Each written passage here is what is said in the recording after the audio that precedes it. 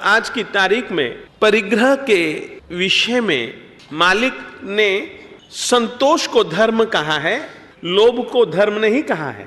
आदमी धर्म कार्य से इतना दूर क्यों होता जा रहा है?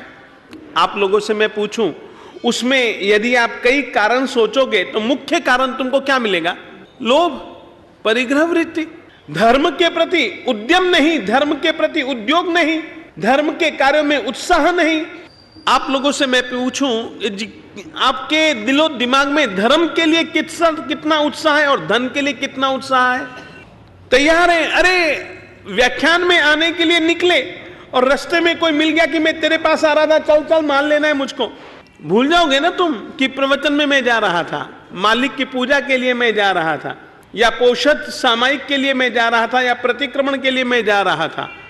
इन आराधनाओं से, इन उपासनाओं से तुमको हटाने वाला कौन? और एक तुमको मैं कहना चाहता हूं, इच्छा परिमाण यदि तुम धारण कर लोगे ना, इच्छा परिमाण व्रत यदि तुम धारण कर लोगे ना, जीवन में भी सुखी, मौत के समय भी तुम लोग सुखी रह सकते हो।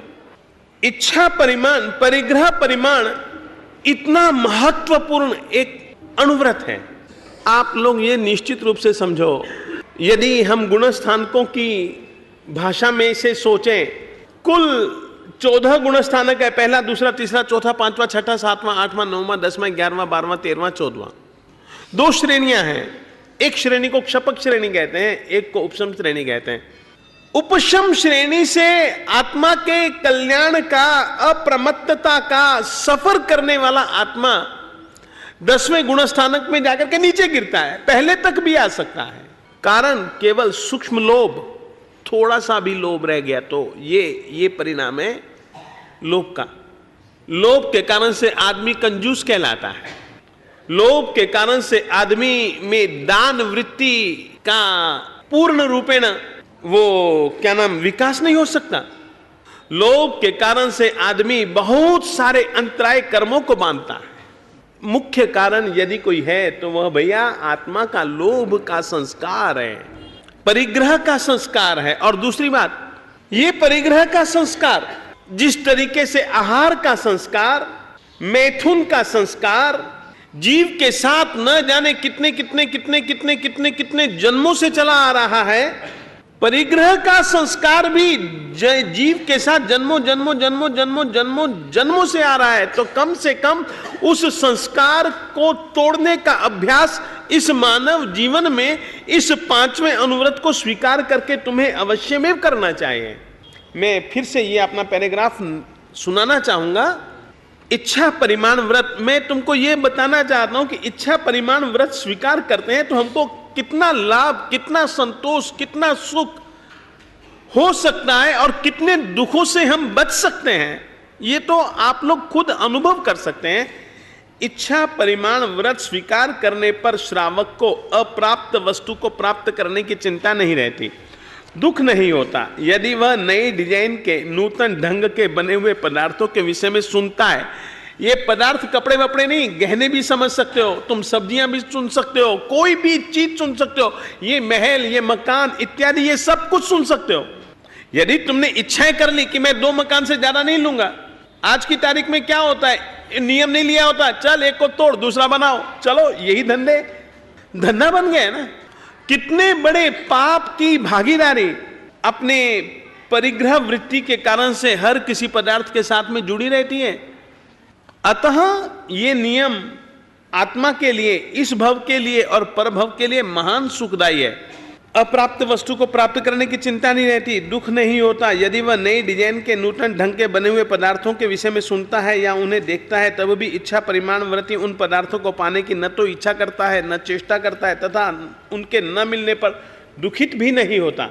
यदि व्रत में रखी हुई सीमा के बाहर का कोई भी वस्तु बिना इच्छा या बिना परिश्रम के, अभी मैं तुमको कहूं, तुमने इच्छा परिमाण व्रत किया है, कल्पना करो, और तुम्हारी इच्छा परिमाण व्रत की सीमा में वह चीज नहीं आती है, और यदि मैं तुमको मुफ्त में भी दूंगा तो क्या तुम ले लोगे?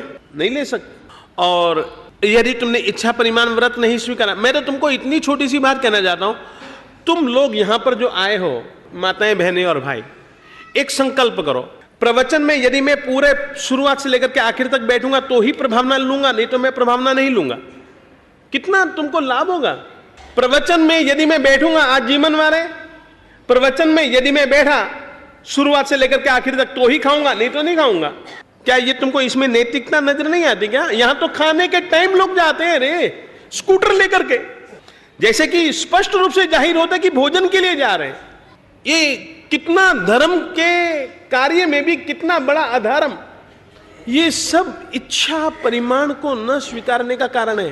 तुमको न्याय नीति की ओर बढ़ाएगा ये अनुव्रत।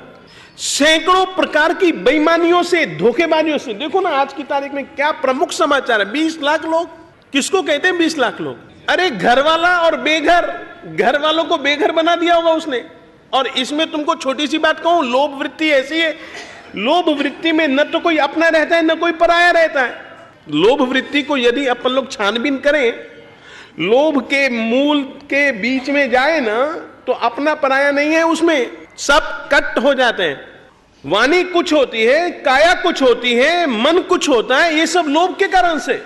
सारे का सारा जो सामंजस्य जो बना हुआ होना चाहिए सुख शांति के लिए, वो सारे का सारा तोड़ देता है लोभ, परिग्रह। इस कारण से मालिक ने 5वें अनुव्रत के संबंध में बहुत कुछ कहा है। परिग्रह परिमाण, इच्छा परिमाण, इच्छा परिमाण के संबंध में और परिग्रह परिमाण के संबंध में मैंने आपको कुछ कुछ बातें, जो कि बहुत सामान्य बातें, अरे इतना हम लोग राग द्वेष करते हैं, उसमें उसके मूल में भी यदि हम ढूंढेंगे तो क्या मिलेगा तुमको? क्या मिलेगा? इतनी प्रतिस्पर्धाएं हम करते हैं, चाहे धंधा की ये प्रतिस्पर्धा ही तुम लोग लो, किस लिए? हमेशा नए नए फैशन, गहनों में नए नए फैशन, कपड़ों में नए नए फैशन, बूटों में नए नए फैशन, ये सब कुछ भैया इसके मूल में परिग्रह कारण है। इसीलिए कहा कि पाप का बाप लोभ। तो जिंदगी में अपन लोगों को अवश्य में इस अनुव्रत के संबंध में अवश्य में सोचना ही चाहिए। परिग्रह किसको कहा जाता है?